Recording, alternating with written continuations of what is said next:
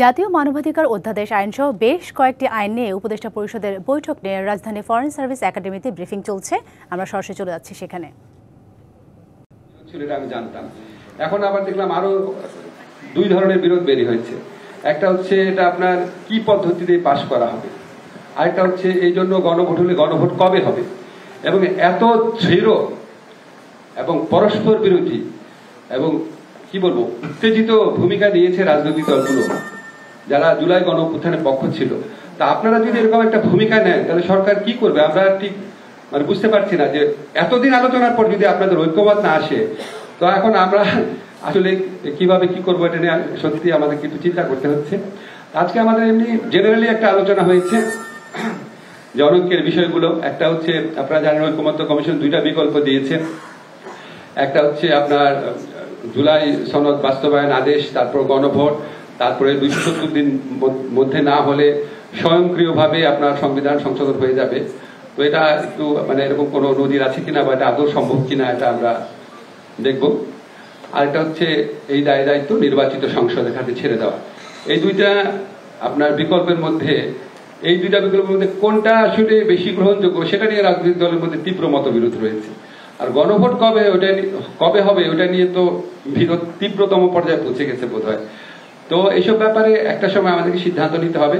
সিদ্ধান্ত নেবেন প্রধান উপদেষ্টার নেতৃত্বে আমরা থাকবো, আমরা ওনাকে সহায়তা করার জন্য থাকবো।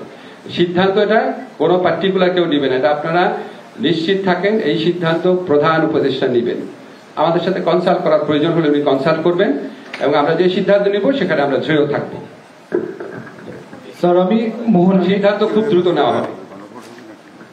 স্যার আমি মোহন 71 টিভিতে কাজ করি। একটু জিজ্ঞেস করলাম যে গণভোট নিয়ে যে বিষয়টা হচ্ছে আপনি উত্তর দিয়েছেন, তারপর আবার জিজ্ঞেস করি যে জামাত আজকে বলছে যে আজকের মধ্যে বা আগামীকালের মধ্যে আদেশ জারি করতে হবে এবং বিএনপি বলছে যে এটা আসলে সরকার জনগণের সাথে এক ধরনের প্রতারণাই করেছে। গণভোটটা কি নভেম্বরে হচ্ছে নাকি ইলেকশনের দিন হচ্ছে? আপনাদের এই বিষয়টা কোনো আলোচনা হয়েছে কিনা?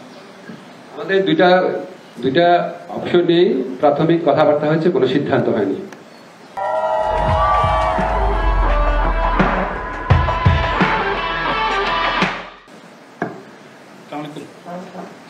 আমি তানিম, আজকের পত্রিকা। আরেকটা কথা একটু আপনাকে বলি, কোন রাজনৈতিক দল যদি এককভাবে তাদের অবস্থান নেওয়ার জন্য আমাদেরকে আলটিমেটাম বেঁধে দেয় বা জোর করে, তার মানে হচ্ছে ওনাদের মধ্যে ঐক্যমত্য নাই এবং ওনারা চাচ্ছেন ওনাদের দলীয় পজিশনটা যেন এই সরকার আপহোল্ড করে। এটা দুর্ভাগ্যজনক। ওনাদেরকে তো যথেষ্ট আলোচনার সময় দেওয়া হয়েছে।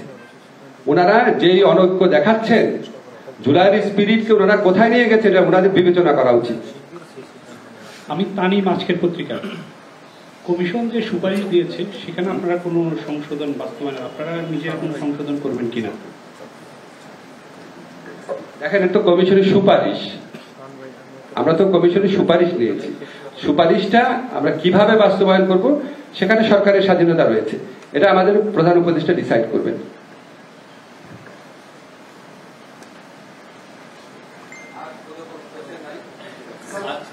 আজকে আরো কিছু বিষয় আলাপ হয়েছে। আরেকটা হচ্ছে যে রায়ের বাজারে, আপনি জানেন রায়ের বাজার যে কবরস্থান আছে সেখানে বেশ কিছু জুলাই শহীদ তারা কবর দেওয়া হয়েছে তাদেরকে। তাদের ডিএনএ টেস্ট নিয়ে অনেকদিন ধরে কাজ হচ্ছিল। তো আজকে জানানো হয়েছে যে বেওয়ারিশ লাশগুলোকে আইডেন্টিফাই করার জন্য ওইখানেই বিদেশি এক্সপার্ট দিয়ে ওইখানে আমরা ল্যাব করব এবং এখানে বিদেশি এক্সপার্ট গুলো কাজ করবে সেখানে।